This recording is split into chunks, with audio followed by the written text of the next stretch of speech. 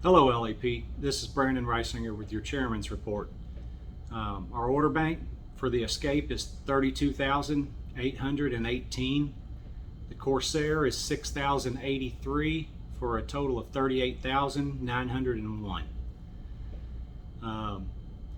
Due to the parts issues that everybody knows is going on, it's been pretty obvious that we've got some vendors having trouble keeping up. Plan for next week is probably an 8 to an 8-5 schedule. Don't look for that to change. Now that's not to say if we break down we may not run longer than that, but that's about where we'll be. The orders are still good. We'll have overtime coming if we can ever get our parts issues lined out, but for now that's where we're going to be, and we're just going to have to play it kind of week by week. Wanted to hit on quality a little bit. I know that's been a little bit of a hot topic here lately. I've seen some of the posts and concerns on Facebook. Want you guys to know, first off, anytime that we've got a less stock issue or a substitution for a part, that's not something that is being done without any thought, any concern, or any oversight. We're not having to play catch me if you can. We've actually got the company doing a pretty decent job of giving us a heads up beforehand of what it is that we're going to be running out of and what the plan is to fix it. Whether it be catching it later in the system, using a substitute part, and if it's a substitute part, we're being involved in the process of making sure that it's a certified and bought off, and that we're using something good for the vehicle.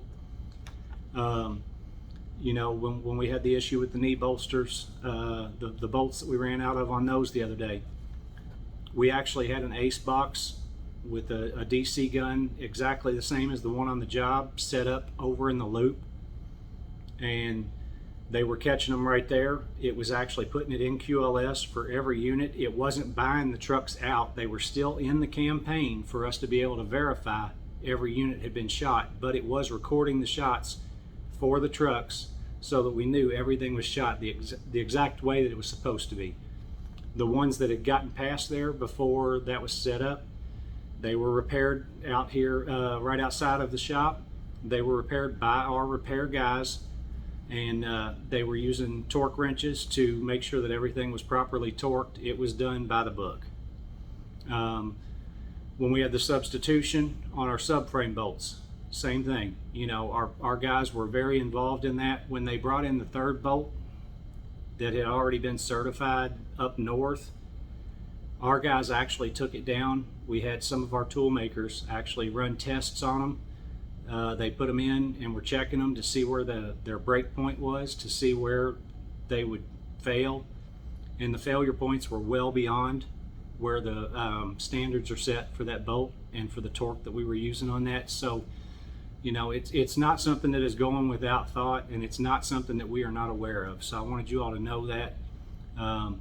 For the month of August, we actually ran best ever quality for the Escape since it's been here at LAP.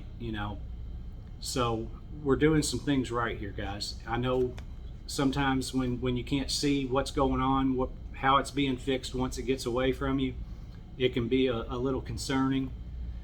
But we're staying on top of it, and we're taking it seriously. Want to hit on a few events that we have coming up. Got Rosie the Riveter dedication. That's a Rosie the Riveter statue that they're putting up. That's on the Clarksville waterfront. If you're familiar with that area, down where the walking bridge comes over into Indiana, if you go down the river towards the dam, there's a park down there that's got some playground equipment and stuff. The statue is actually going to be down in that area there. They're doing that dedication tomorrow at 4 p.m. That's been UAW sponsored. They're going to actually have a placard on that statue. If you can't make it to the dedication, it's a statue. It's not going anywhere. You guys can go check it out anytime, but I suggest you go check it out. It's pretty cool. Saturday the 17th is the Ford UAW sponsored Louisville Pride Festival. That's from 11 a.m. to 11 p.m. and that's going to be between Grinstead and Bardstown Road. Ford Day at the Races, I've hit on that in a couple of my previous videos. I'm not going to be able to have the link in this video because I'm kind of winging it on this one a little bit. But if you go to last week's video, there's a link in the description there. You need to go click on that link and actually register beforehand. If you get registered beforehand, it's going to be it's a free event, free to get in. If you've pre-registered, all you need is your Ford ID or your UAW membership ID. You can get in for free. Gates open at 11:30. First race is going to be at 12:45. Let's see. Night shift is going to have some launch units coming through this coming week. I believe the plan is 2 units on Monday, 4 on Tuesday, 6 or 8 on Wednesday, 10 on Thursday, and then it drops back off some on Friday. But you're going to see those coming through on night shift. You'll see the launch team out walking around with them. Next week, the bargainers and myself are going to be out of town. We're going to Cincinnati for the UAW National Ford Sub-Council. We will not be in the building, but my phone will still be on.